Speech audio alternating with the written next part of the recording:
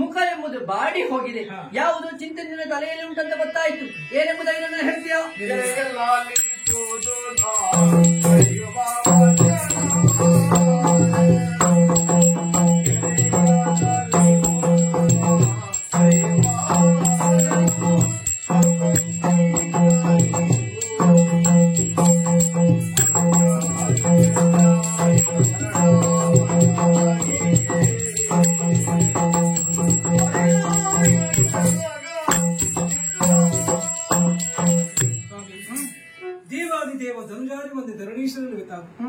ತಮಗೆ ತಿಳಿಯದ ವಿಷಯ ಯಾವುದುಂಟು? ಇಲ್ವಾ?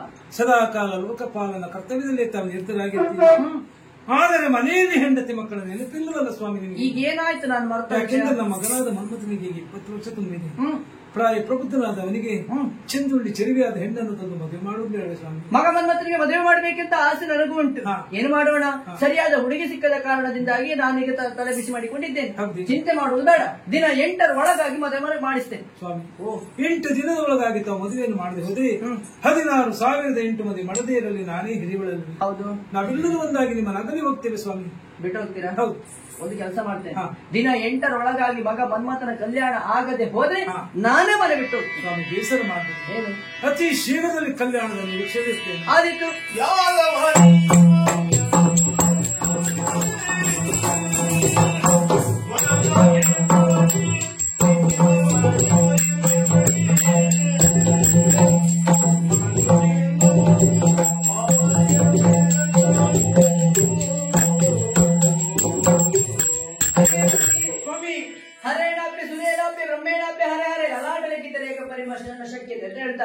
ಹರನೇ ಆಗಲಿ ಹರಿಯೇ ಆಗಲಿ ಬರೆದಂತ ಬ್ರಹ್ಮನೇ ಆಗಲಿ ಒಮ್ಮೆ ಬರೆದಂತ ಹಣೆಬರನ್ನು ಒರೆಸಿ ಬರೆಯಕ್ಕೆ ಸಾಧ್ಯ ಉಂಟಾ?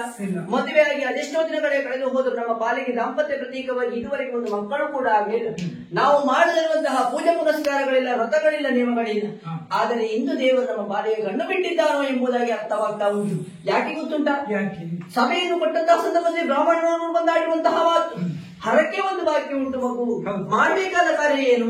ಕ್ರೌಂಚಾರಣ್ಯದಲ್ಲಿ ದೇವಿ ಬನಶಂಕರಿ ಉಳ್ಕೊಂಡು ನೆಲೆಯಾಗಿದ್ದಾಳಂತೆ. ಅವಳ ಆರಾಧ್ಯ ಪೂಜೆಯನ್ನು ಮಾಡುವುದರೊಂದಿಗೆ ನಮ್ಮ ಪಾಲಿಗೆ ಸಂತಾನವಾಗ್ತಂತೆ. ಹಾಗಾಗಿ ತಡ ಮಾಡುವುದು ಸರಿಯಲ್ಲ. ನೇರವಾಗಿ ಕಾರಣಕ್ಕೆ ಹೋಗಿ ಪೂಜೆಯನ್ನು ಸಲ್ಲಿಸಿ ಬಾ.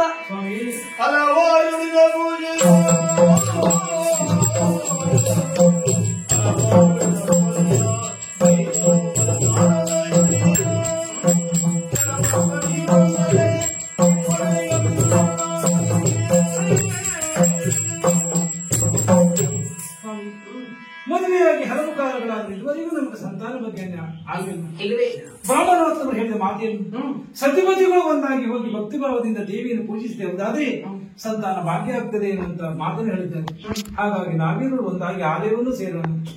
ನಿನಗೆ ಒಂದು ಮಗುವಿನ ಆಸೆ ಆದ್ರೆ ರಾಜನಾದಂತಹ ನಾನು ಪ್ರಜೆಗಳೆಲ್ಲ ನನ್ನ ಮಕ್ಕಳೋಪಾದಿಯಲ್ಲಿದ್ದವರು. ಅವರ ಸಾಕು ಸಲಹಬೇಕೆ ನನ್ನ ಆದ್ಯ ಕರ್ತವ್ಯ. ಹಾಗಂತ ಬರಬಾರದೆಂಬುದು ಅಲ್ಲವೇ ಅಲ್ಲ, ಬರಬೇಕೆಂಬ ಮನಸ್ಸು ನನಗುಂಟು. ರಾಜಕೀಯದ ತೊಂದರೆ ಇರುವ ಕಾರಣ ಬರ್ಲಿಕ್ಕೆ ಅಸಾಧ್ಯವಾಗ್ತದೆ. ಒಬ್ಬಳೇ ಹೋಗುವ ಅವಶ್ಯಕತೆ ಇಲ್ಲ. ಸಖಿಯರನ್ನು ಹಾಗೂ ದಿಕ್ಪಾಲಕರನ್ನು ಸೇರಿಸಿಕೊಂಡು ಹೋಗು. ನಿನ್ನ ಬರುವಿಕೆಗಾಗಿ ಕಾಯ್ದೆ ಇದ್ದೇನೆ.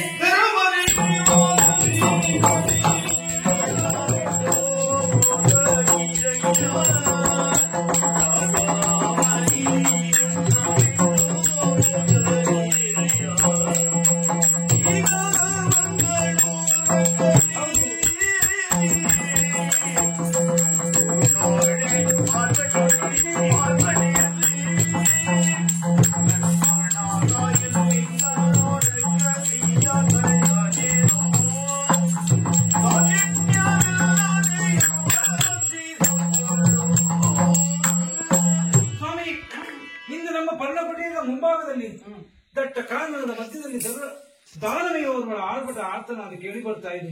ಸ್ವಾಮಿ, ಒಂದು ವೇಳೆ ಆ ರಕ್ಕಸ ಇಲ್ಲಿಗೆ ಬಂದ್ರೆ ದಾಕ್ಷಿಣ್ಯವಿಲ್ಲದ ಮೆದುಳು ಹೊಂದಿಕ್ಕಿಲ್ಲ ಸ್ವಾಮಿ.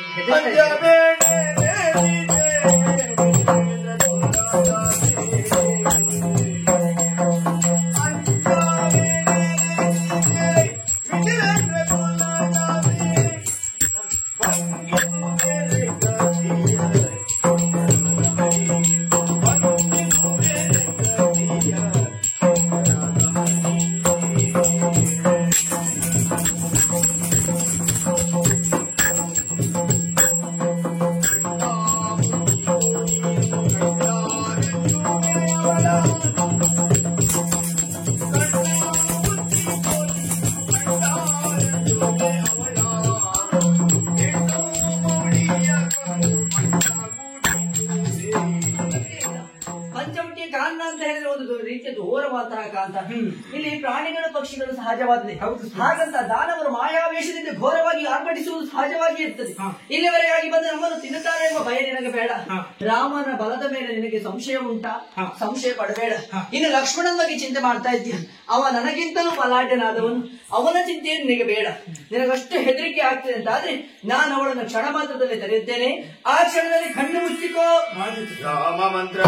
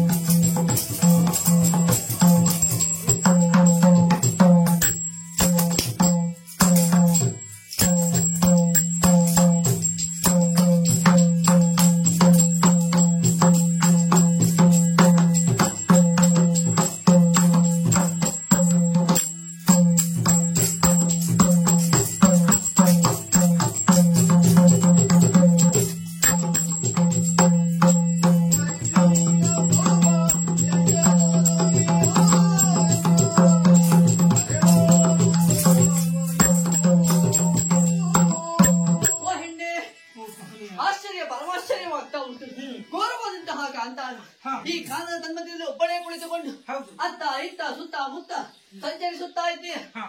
ನನ್ನನ್ನು ನೋಡಿದ ಕ್ಷಣ ಸೆರಗ ಹಿಡಿಕಲ್ಲಿ ಸೇರಿಸಿಕೊಂಡಂತ ಹೂವೆಲ್ಲ ನೆಲಕ್ಕೆ ಚೆಲ್ಲಿಬಿಟ್ಟೆ. ಆಶ್ಚರ್ಯವಾಯ್ತಾ? ಒಮ್ಮೆಲೆ ಎದುರಾಗಿ ಬಿಟ್ಟು ನಾನು ಆಶ್ಚರ್ಯ ಆಗ್ಲೇಬೇಕಾಗ್ತದೆ. ಆದ್ರೆ ಒಂದು ವಿಚಾರ ಮತ್ತೇನಲ್ವೇ ಅಲ್ಲ, ಕಾಡು ತನ್ಮಧ್ಯದಲ್ಲಿ ಪ್ರಾಣಿಗಳು ಪಕ್ಷಿಗಳು ಹೆಚ್ಚಾದ್ರೆ ಕಾಡು ಮನುಷ್ಯರು ಇವರೆಲ್ಲ ಇರ್ಬೇಕಿತ್ತು. ನೀನಿದ್ಯಾ ಅಂತಾದ್ರೆ ಆಶ್ಚರ್ಯವೇ ಸರಿ. ಎಷ್ಟು ಸುರದ್ರೂಪ ಹುಣ್ಣಿ ಹೆಣ್ಣಾದಂತಹ ನೀನು ಮುಖವನ್ನು ಕಾಣುವಾಗ ಶಾಂತ ತೇಜಸ್ಸೆ ಮುಖ ಮೂಡುತ್ತಾ ಉಂಟು. ನೀನ್ ಯಾರು, ನಿನ್ನ ಹೆತ್ತವರು ಯಾರು ಎನ್ನುವುದನ್ನು ನನ್ನಲ್ಲಿ ಹೇಳಬಾರ್ದ? ನನ್ನ ಪರಿಚಯ ಬೇಕು.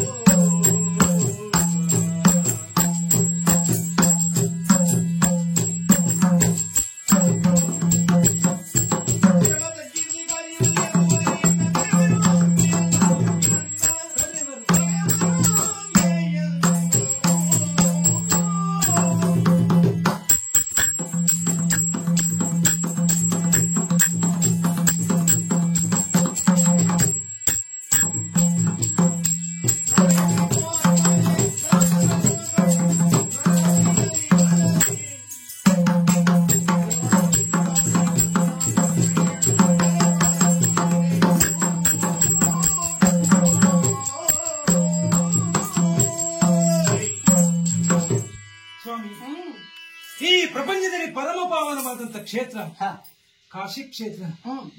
ಇಲ್ಲಿಗೆ ಅಧಿಕಾರಿ ಪ್ರತಾಪ ಸೇನ, ಅವರಿಗೆ 3 ಜನ ಹೆಣ್ಣು ಮಕ್ಕಳು ಇರಬಹುದು. ಅಂಬೆ, ಅಂಬಿಕೆ, ಅಂಬಾರಿಕೆ ಎನ್ನುವುದಾಗಿ. ನೀನ್ ಯಾರು? ನಾನು ಪ್ರಥಮವಾಗಿ ಹುಟ್ಟಿದ್ದೇನೆ. ಅಂಬೆ ಎನ್ನುವುದಾಗಿ ನನ್ನ ಹೆಸರು. ಹೌದಾ? ನಾವು ಇಲ್ಲಿ ಬರುವುದಕ್ಕೆ ಕಾರಣ ಉಂಟು. ಏನು? ಜಲಕ್ರೀಡೆ ವನವಿಹಾರಕ್ಕಾಗಿ ಬಂದವರು ಇದ್ದೇವೆ. ಹಾಗೆ ನನ್ನನ್ನು ವಿಚಾರಿಸ್ತಾ ಇದ್ದೀರಿ, ನನ್ನ ಸೌಂದರ್ಯದ ಬಗ್ಗೆ ವರ್ಣನೆ ಮಾಡ್ತಾ ಇದ್ದೀರಿ. ತಾವ್ಯಾರು, ಎಲ್ಲಿಂದ ಬಂದವರು, ತಮ್ಮ ಹೆಸರೇನು, ತಮ್ಮ ಪರಾಕ್ರಮ ಮಾದರಿ ಏನು ಎಲ್ಲ ತಿಳಿಬೇಕಲ್ವಾ?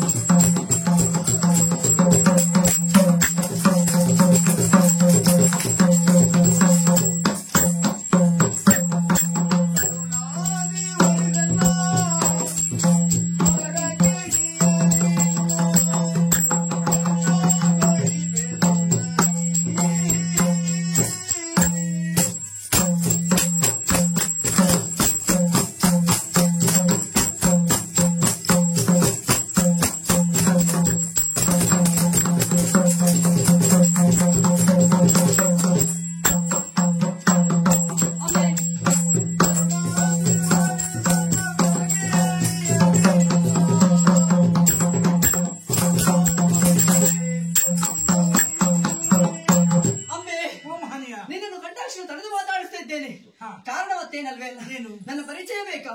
ಧರೆಯಲ್ಲಿ ಪ್ರಖ್ಯಾತಿಗೊಂಡಿರುವುದು ಸೌಬನಗರಿ. ಆ ಸೌಬನಗಿರಿಯನ್ನು ವರ್ತಮಾನ ಕಾಲದಲ್ಲಿ ಆಳುತ್ತಿರುವವರು ಸಾಲ್ವೇಶ, ಸಾರ್ವಭೌಮತಿ ಎಂಬುದಾಗಿ ನನ್ನ ಹೆಸರು. ಎಲ್ಲರೂ ಕೊಂಡಾಡ್ತಾರೆ. ಪಟ್ಟೆಯ ಮೊದಲು ಪಟ್ಟವೈಶ್ಯ ಪಟ್ಟಿಗಳು ಶಿಷ್ಟಾಚಾರ. ಆದ್ರೆ ನನಗೆ ಮದುವೆ ಆಗಿಲ್ಲ. ಹಾಗಾಗಿ ನೀನೊಂದು ಮನಸ್ಸು ಮಾಡಿದ್ರೆ ಇನ್ನೊಂದು ಮದುವೆ ಆಗುವಂತ ಆಲೋಚನೆ ನನಗೆ. ಒಂದು ವಿಚಾರವನ್ನು ಹೇಳ್ತೇನೆ, ಯಾವುದು? ಸತ್ಯವಾಗಿ ಹೇಳ್ತೇನೆ. ನಿಮ್ಮನ್ನು ಪ್ರಥಮ ನೋಟದಲ್ಲಿ ಕಂಡಾಗಲೇ ನಿಮ್ಮ ಮೇಲೆ ನನಗೆ ಪ್ರೇಮಾಂಕುರವಾಗಿದೆ. ಹೌದಾ? ಆದರೆ ಹೆಣ್ಣಾದಳು ಬಾಯಿ ಬಿಟ್ಟು ಹೇಳಲಿಕ್ಕೆ ಆಗುದಿಲ್ಲ. ಬೇಡ, ಮೂಗಲ್ ಹೇಳ್ತೀನಿ. ಹಾಗಲ್ಲ ಸ್ವಾಮಿ, ಹೇಳಲಿಕ್ಕೆ ಸಂಕೋಚ ಆಗ್ತದೆ. ಆದರೆ ನೀವು ನನ್ನನ್ನು ಮದುವೆ ಆಗ್ತದೆ ಎನ್ನುವಂತ ಮಾತನ್ನು ಹೇಳ್ತಾ ಇದ್ದೀನಿ. ಇದಕ್ಕೊಂದು ಅವಕಾಶ ಉಂಟು. ಏನದು? ನಾಳೆ ದಿನ ನಮ್ಮ ತಂದೆಯವರು ಒಂದು ಸ್ವಯಂವರವನ್ನು ಏರ್ಪಡಿಸಿದ್ದಾರೆ. ಯಾವ ರೀತಿ? ಪ್ರಪಂಚದ ನಾನಾ ಭಾಗಗಳಿಂದ ಅರಸ ಮಕ್ಕಳೆಲ್ಲ ಬರ್ತಾರೆ. ಬಂದು ಅವರನ್ನು ಯಾವಾತ ತನ್ನ ಶಕ್ತಿ ಸಾಮರ್ಥ್ಯದಿಂದ ಸೋಲಿಸುತ್ತಾನೋ ಅವರಿಗೆ ನಮ್ಮ ಮೂರನ್ನು ಕೊಟ್ಟು ಮದುವೆ ಮಾಡುವುದು ನಿಶ್ಚಯ ಮಾಡಿದ್ದಾರೆ. ಇದರ ಅರ್ಥ ವಿಕ್ರಮವೇ ಪಡ. ವಿಕ್ರಮವೇ ಪಡ ಎಂಬ ಬದ್ದವನ್ನು ಇರಿಸಿದ್ದಾನೆ ನಿನ್ನಪ್ಪ. ಬಂದಂತಹ ದಾರಿಣೀಶನ್ನು ಗೆದ್ದರೆ ಅಂತವರಿಗೆ 3 ಹೆಣ್ಣು ಮಕ್ಕಳಂದಾರೆ ಹೇಳ್ತಾರೆ ಅಂತ ನಾನ್ ನಿನಗೆ ಬಲೆ ಬೀಸಿದ್ದು. ನಾಳೆ ಅಲ್ಲಿಗೆ ಬಂದ್ರೆ 3 ಬಲೆಗೆ 3 ಹಕ್ಕಿಗಳು ಸಿಗ್ತದೆ ಅಂತ. ಯಾರಿಗೆ ಬೇಡ, ಯಾರಿಗುಂಟು, ಯಾರಿಗಿಲ್ಲ ಈ ಭಾಗ್ಯ. ಈ ಭಾಗ್ಯವೋ ನನ್ನ ಸೌಭಾಗ್ಯವೋ ನನಗಂತೂ ಗೊತ್ತಿಲ್ಲ. ನೇರವಾಗಿ ಕಾಶ್ಮೀರಿಗಾಗಿ ಬರ್ತೇನೆ. ಬಂದಂತಹ ದಾರಿಣೀಶ ಕಾನಿಗೆ ಅಂತಿರುವಂತಹ ಭರವಸೆ ನನಗುಂಟು.